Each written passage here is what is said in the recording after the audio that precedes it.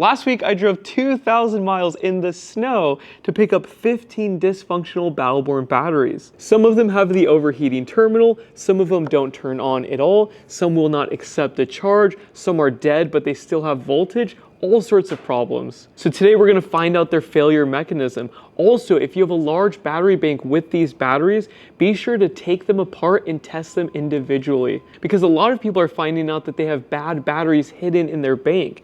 And even though you still have voltage, doesn't mean the battery is working properly. You'll have practically zero capacity and it's disconnecting for no reason. Actually, there is a reason and we're going to find out why. So this will be fun. Let's get started. Now this is the battery that I bought brand new, and after 30 cycles it melted. And 3 weeks later it still smells bad. You can smell it outside. It's very strong. And this thing was charged to a crisp. And in my testing, this one was disconnecting after the 3rd cycle, but it took 30 cycles to melt it. The first problem people began to notice was the overheating positive terminal, but the negative terminal is even worse. Check out these conductors and how hot they got. And these loose connections cause excessive heat until the whole thing melts. Now all of these might have the same issue, but you don't know until you open it up. Now the first thing we're going to look for is if the positive terminal has changed color. When the battery is brand new, it should have a deep red like this.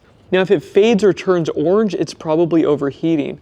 And if it gets really bad, it will start to crack like this.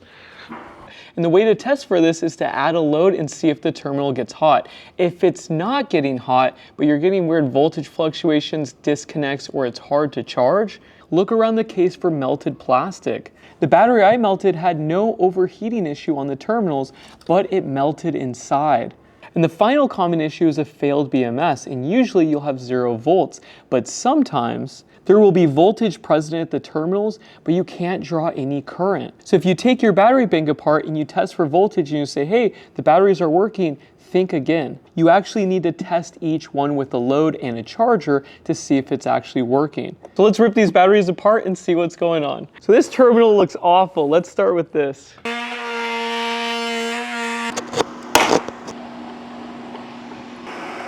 So this loose connection is causing the positive terminal to overheat. They say it's a thermal failsafe, which is the worst design I've seen in my life, because this will cause arcing and it will continue to melt the more you use it. But not that melted. That's pretty good. That's the best one I've seen so far. This one's bad. This is their other model and it has the same exact issue. And on the other side, these are loose. And so are these. Oh my gosh, all of them are loose. That is horrible. These are loose too. And this one hasn't overheated yet. And it's already loose. With this design, it's not if, but when it will fail. Having plastic between 2 current carrying conductors is a bad idea. But this one's especially loose.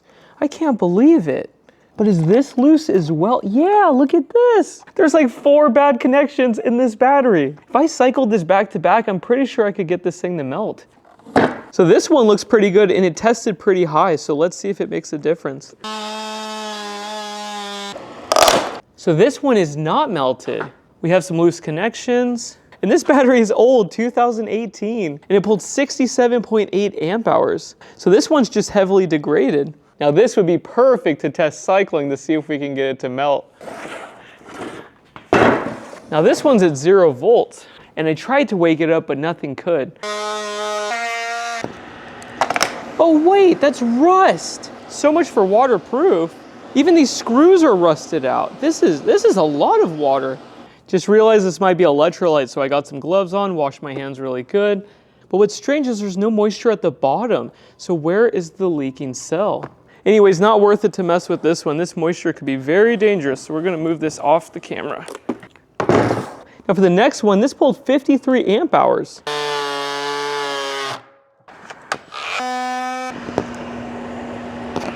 I don't see any issues with this one at all. So this one we can put into a cycling machine and see if it melts.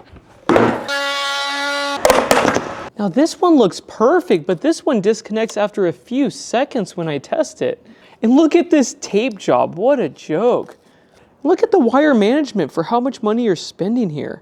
Don't they ever look at the competition at all? Like, this is ridiculous. I can't even get it to melt because this BMS doesn't work. I love how it says it's rated for 100 amp charge and 100 amp discharge, but on the data sheet it says 50 amp charge, 100 amp discharge. But if you even do what the data sheet says, again, it will melt. Maybe they derated it on purpose with the data sheet because that's pretty fishy. So this one has a hot positive terminal. It melted just like the others. And as usual, these are loose, and so are these. This one's enough to arc quite a bit. This one's wiggling a lot. So today we had moisture ingress, failed BMS, overheating terminals, lots of loose connections. And with the rest of the batteries, I'm gonna put them in a cycle machine and try to melt them. But we will use it as advertised, not what the BMS says, but what the data sheet says, where they derate it. And I'm gonna derate it even more because I'm finding a lower current actually melts them faster. How I melted mine really bad, where the whole case morphed, was when I used 80 amps. So with these, we're gonna pull 60 amps, 50 amps, 40 amps, and see what happens. But if you pull 99 amps, like I did at first, it started disconnecting after the third cycle. And a lot of these look really good. Like the red on this one looks good. The red on this one looks brand new. But you don't know what the problem is until you open them up. Now, if you have these batteries in your possession, again, take them apart and test them individually. Just looking at them is not enough. And that's pretty much it for this video. I hope you liked it, and I will see you in the next one. Bye.